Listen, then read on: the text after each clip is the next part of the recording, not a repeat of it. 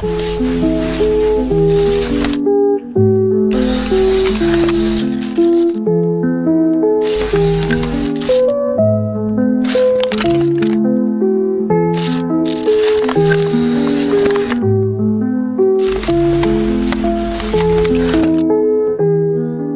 araw!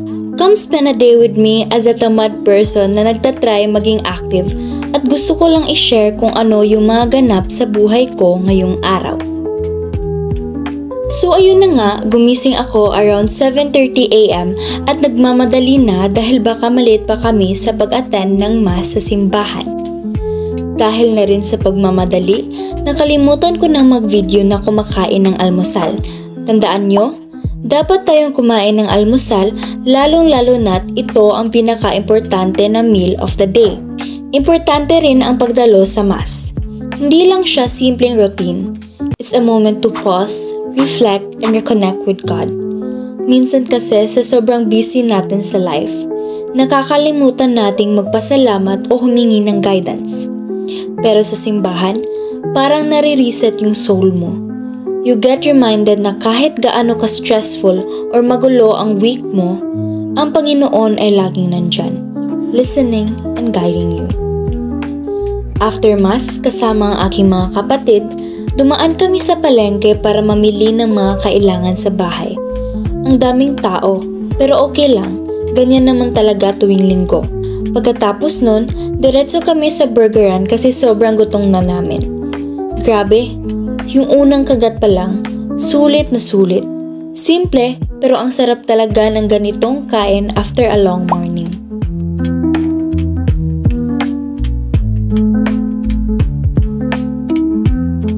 Pagdating ng lunch, nag-celebrate kami ng advance birthday ng kuya ko.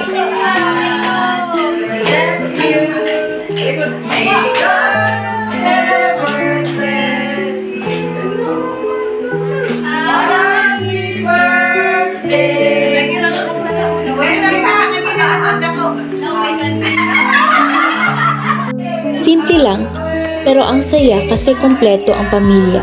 May tawanan, kantahan, at syempre, ang daming pagkain. Ang sarap lang ng vibe, chill, at puno ng good energy. Perfect para sa Sunday.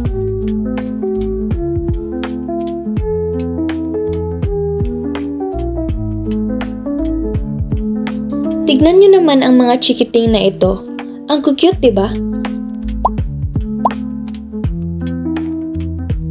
Bago matapos ang araw, napagdesisyonan ko na mag-jogging kasama ang aking kaibigan. Ang sarap ng hangin, hindi masyadong mainit, at perfect pang refresh after a long day.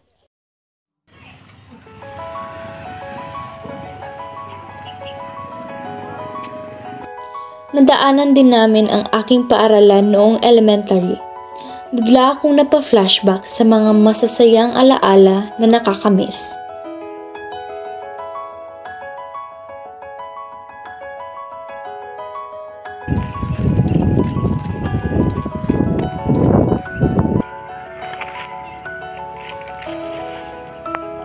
Pagkarating namin sa aming destinasyon, namangha ako sa aking nakita.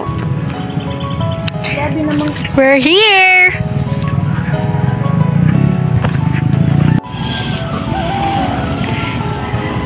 So, nandito na tayo, guys. Kahit na nakapunta na kami dito noon, naaakit pa rin ako sa magandang tanawin.